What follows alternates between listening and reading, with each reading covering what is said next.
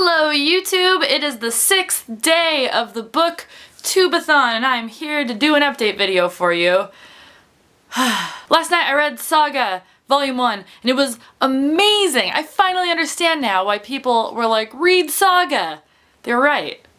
I should have read Saga a lot earlier because it was super good. Also, I wish I had the other ones in front of me right now, but that is not the way of the BookTubeAthon.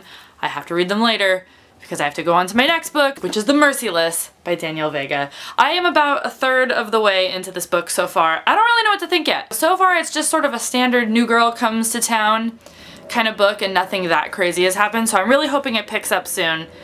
So far it's my least favorite thing I've read for the BookTubeAthon, which is interesting because I saved it for last, but I'm really not that far into it, so I'll let you know tomorrow my thoughts. I'm getting a little sad that the BookTubeAthon's almost over. I definitely want to keep reading. I have all these books that I haven't read on my shelf, and this has been a really awesome way to just power through them.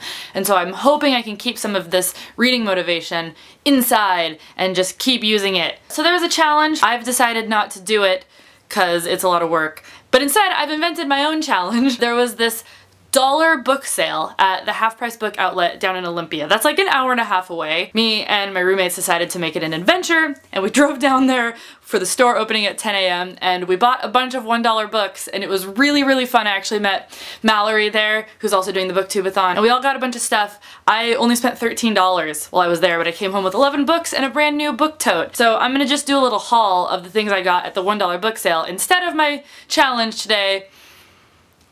Sorry, not sorry. Alright, the first thing I got was The Other Side of the Island by Allegra Goodman. This is a book that I've heard about in passing, but I don't actually really know anything about. It seems like another one of those like dystopian novels, but it looks cool. This will just go on my shelf and I'll read it someday. The next thing I got was this huge book. It's The Sweet Far Thing by Libba Bray. It's the third book, I believe, in the Great and Terrible Beauty trilogy. I have the first book, and it's been on my shelf forever, and I haven't read it yet. I don't have the second book, but this is gigantic, and it only cost me $1, so I feel like if I read the first one and I like it, I'll just be glad that I already have this. Next I got The Boy Book by E. Lockhart.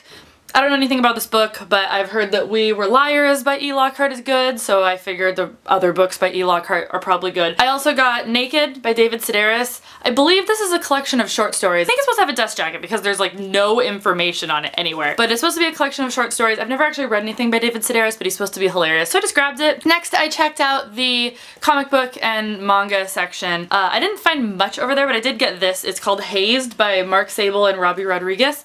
It's just really cool looking. It has this like kick-ass looking girl on the cover and the art looks pretty cool. So I also got this book called It's Not You, It's Brie, Unwrapping America's Unique Culture of Cheese.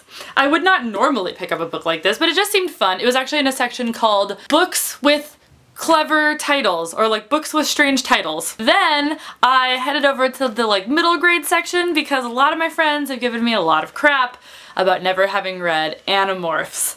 So I picked up the first one, and I'm gonna read it sometime.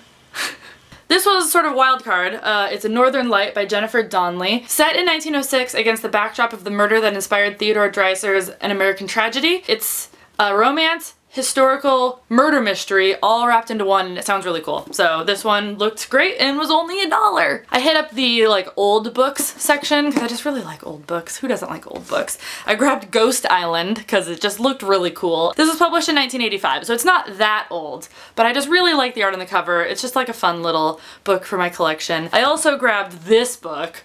It's A Tale of Two Cities by Charles Dickens, which I read in high school. I just thought this was a gorgeous book and I just wanted it. Even if it's just more like decoration than a book, I just loved it. The last thing I got is actually a gift for Joe. I told him I'd pick him up some sort of amazing book that would blow his mind for just $1. So Joe, if you're watching this and I haven't given you this yet, stop watching. But I found this book. It's gonna be a coffee table book. It's called... it's called Barkitecture. I haven't flipped through it too much because I want to read it with him, but it is a book of dog houses. Like really intense dog houses. Here, I'll just give you a little sneak peek. I think it's also like dog houses through the ages, and so this is what I got him. That's it for today.